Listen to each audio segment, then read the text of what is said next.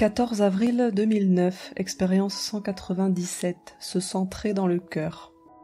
Une fois le cœur suffisamment dénoué, l'énergie se met à en jaillir spontanément.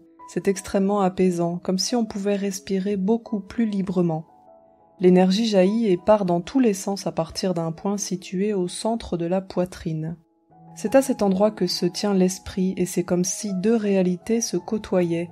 Le point brûlant au centre du cœur qui émet de l'énergie dans toutes les directions, de manière sphérique on dirait, c'est de là que jaillit la source créatrice, l'énergie du Père-Mère.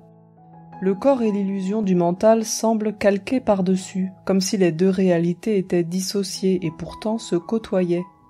Le mental étant calmé, c'est comme si notre centre créateur et l'énergie qui en sort étaient notre lieu de conscience, le reste n'étant qu'une image illusoire posée dessus.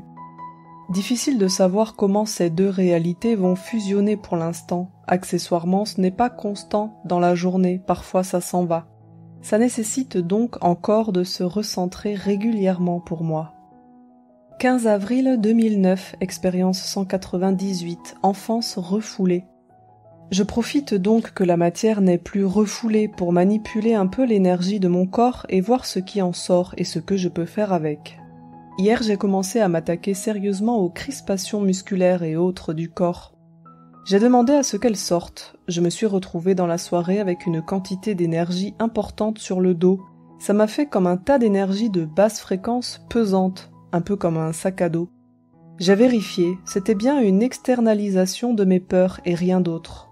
Donc j'ai commencé à les regarder une à une et à les transmuter en leur vraie nature. Par exemple, la joie de l'enfant intérieur avait été refoulée, pour respecter l'éducation stricte de la famille, et donc son énergie était transformée en blocage dans les jambes, pour pas courir partout aussi parce que ça se fait pas. J'en ai sorti une quantité pas possible, il a suffi de regarder pourquoi ces énergies avaient été court-circuitées, généralement à la suite d'incompréhension ou d'éducation trop forcée, et de les remettre à leur place. J'ai passé la nuit à rêver de mon enfance en prime avec plein de moments marquants que j'avais oubliés et qui avaient eu pour résultat la transformation d'une énergie naturelle en boulet.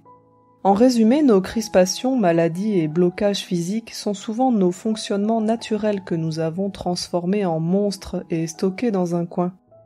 Bien évidemment, ils se rappellent régulièrement à nous pour que nous nous soucions enfin de leur rendre leur juste place. C'est étonnant, mais en regardant dans mes douleurs ou blocages physiques, je n'ai trouvé que des joies ou cris d'enfants transformés en monstres et refoulés.